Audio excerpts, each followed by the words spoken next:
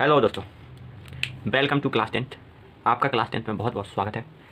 अब आप लोग 9 से आ गए हैं 10th में, और 9th में मुझे पता है बहुत से लोगों ने कुछ नहीं पढ़ा। कुछ लोग ऐसे हैं जिन्होंने नहीं पढ़ा है, तो आप ये नहीं चलेगा, आपको क्लास 10th में पढ़ाई करनी पड़ेगी, नहीं तो 90+ % नहीं आएगी और ऐसे डांस नहीं कर पाओगे। ठीक है, तो आप पढ़ाई तो करें, लेकिन किससे करें, मेन बात ये होती है। तो पढ़ाई के लिए नोट्स होते हैं, बुक होती हैं, वीडियो लेक्चर होते हैं। तो सबसे पहले देखते हैं बुक्स, कि बुक्स एक बहुत इंपॉर्टेंट होती है पढ़ाई के लिए। अगर अच्छी बुक्स हो तो आप उनसे अच्छी प्रिपरेशन कर सकते हैं। कोई भी एग्जाम हो उसकी अच्छे से प्रिपरेशन करने के लिए अच्छी बुक्स होने की ज़रूरत है। अब आप लोग क्लास 10th में आ गए तो अभी आपको बुक्स नहीं पता कि कौन सी बुक्स इंपॉर्टेंट होनी चाहिए। तो उसके लिए मैंने यहाँ पे कुछ बुक्स लिखी हैं जो कि मुझे पता है मेरे हिसाब से अच्छी हैं। आप इन्हें देखना, बहुत से लोगों को शायद अच्छी ना लगे क्योंकि सबकी अलग अलग चॉइस होती है, लेकिन मोस्टली ये बुक्स, मतलब ये जो बुक्स लिखी है मैंने सब्जेक्ट वाइज, ये बहुत से लोग सेलेक्ट करते हैं और ये बहुत सिंपल है, अच्छे समझ में आएगी और प्रिपरेशन बहुत अच्छी हो जाएगी, जिससे आपकी 95+% फिर ऐसे डांस करने को मिलेगा। ठीक है, तो सबसे पहले बात करते हैं सब्जेक्ट मैथ। आई होप आपको विजुअल है मैथ। तो मैथ के लिए कौन सी बुक इंपॉर्टेंट है, देखो पहले एक चीज़ देख लो, NCERT class 10th best book for class 10th के लिए। एनसीईआरटी तो मस्ट है हर एक सब्जेक्ट के लिए, लेकिन क्या होता है एनसीईआरटी की लैंग्वेज क्या होती है, डिफिकल्ट। एनसीईआरटी की लैंग्वेज होती है डिफिकल्ट। तो एनसीईआरटी की लैंग्वेज डिफिकल्ट होती है, जिस वजह से बहुत से बच्चों को एनसीईआरटी पढ़ने में प्रॉब्लम होती है। तो ऐसे बहुत से सब्जेक्ट हैं जिनमें तो एनसीईआरटी मस्ट ही रहेगी आपकी।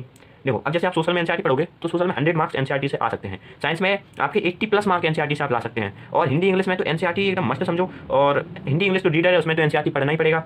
और मैथ्स, तो मैथ के लिए आपको एक्स्ट्रा बुक भी यूज़ करनी होगी क्योंकि एनसीईआरटी में उतना सही नहीं है, मतलब उतनी अच्छी से प्रिपरेशन नहीं हो पाती आपकी मैथ्स की। तो बुक्स देखते हैं कुछ, जैसे मैथ्स से शुरुआत करते हैं। तो R D Sharma and RS Agarwal, आपने ये बुक जरूर सुनी होगी और शायद 9th में लगाई भी होंगी। आर डी शर्मा और RS अग्रवाल, मैंने आर डी शर्मा लगाई है, तो आप ये आर डी शर्मा एक बार लगा करके देखें या फिर RS अग्रवाल लगा लें। इनमें ये दोनों बुक मत लेना, कोई एक बुक ले लेना, या आर डी शर्मा या RS अग्रवाल, फिर उसे लगाना। इसमें क्या है, क्वेश्चन बहुत ज़्यादा है तो आपकी प्रैक्टिस अच्छे से हो जाती है और लेवल भी काफ़ी अच्छा है क्वेश्चनों का। अब नेक्स्ट चलते हैं अपन साइंस पे। तो साइंस के लिए अच्छी बुक कौन सी है, देखो all in one is best. क्यों? क्योंकि ये एनसीईआरटी की कॉपी है, मतलब कॉपी इस बेस पे कि जो एनसीईआरटी में है बस वही सब ऑल इन वन में है, उतना ही आपको पढ़ना है ऑल इन वन में। जो एनसीईआरटी में पढ़ोगे कोई एक्स्ट्रा नहीं पढ़ना पड़ेगा।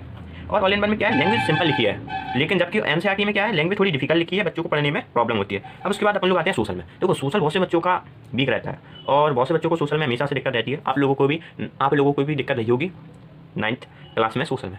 तो सोशल में क्या है, डेट्स होती हैं और सोशल में अगर नोट्स ना हो तो मुश्किल पड़ जाता है पढ़ाई करना, और क्वेश्चन भी उसमें पॉइंट में लिखे जाते हैं। वो भी एक सेपरेट वीडियो में बताएंगे कैसे क्वेश्चन लिखा जाता है कैसे नहीं। तो देखो सोशल के लिए ऑल इन वन और एनसीईआरटी, मतलब अगर आप एनसीईआरटी से ही पढ़ लेते हो तो मैंने कहा 100 मार्क्स, मतलब फुल मार्क्स पा सकते हो, क्योंकि एनसीईआरटी बेस्ट होती हैं। और फिर उसके बाद अगर आपको एनसीईआरटी समझ में नहीं आ रही है तो आप ऑल इन वन पर जा सकते हो। तो ऑल इन वन एक बहुत अच्छी बुक है जिसमें नोट्स से बने रहते हैं और उसमें डेट से सब सेपरेट अच्छे से लिखा रहता है। एक्स्ट्रा क्वेश्चन भी होते हैं, चाहे वो साइंस की लो आप, चाहे सोशल की लो, किसी भी सब्जेक्ट की लो, बहुत अच्छी बुक है। फिर उसके बाद अगर इंग्लिश की बात करते हैं तो इंग्लिश में रीडर तो आप क्या है अपनी एनसीईआरटी बुक से कवर कर सकते हो, लेकिन जो बात आती है ग्रामर पे, तो बहुत से स्कूलों में रैन एंड मार्टिन चलती है, लेकिन बहुत से बच्चों को वो समझ में नहीं आती है, जैसे मुझे भी नहीं आई थी।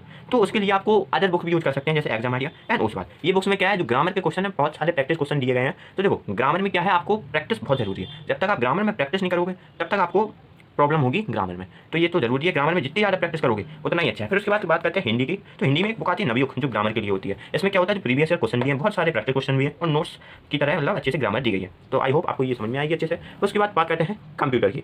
तो कंप्यूटर बहुत से किसी स्कूल में होती है और किसी स्कूल में नहीं होती है। तो कंप्यूटर के लिए एक बुक होती है सुमित्रा अरोड़ा, ये बहुत अच्छी बुक है सुमित्रा अरोड़ा। इसमें प्रीवियस क्वेश्चन है, बहुत अच्छे चैप्टर एक्सप्लेनेशन है और मतलब अच्छी बुक्स है क्लास 10th के लिए। तो अगर आप ये सब बुक्स को अच्छे से पढ़ लेते हो तो आपके क्लास 10th में 95+% अच्छे से आ जाएंगे। तो ये सीरीज है 95+% की। आई होप आपको ये वीडियो समझ में आई हो, अच्छी लगी हो तो लाइक करना। तो आप अपने कमेंट सेक्शन में जो आपकी फेवरेट बुक है इनमें से आपको कौन सी बुक अच्छी लगती है जरूर लिखना, जिससे मुझे भी अच्छा लगेगा कि आपने हमें बुक्स बताई।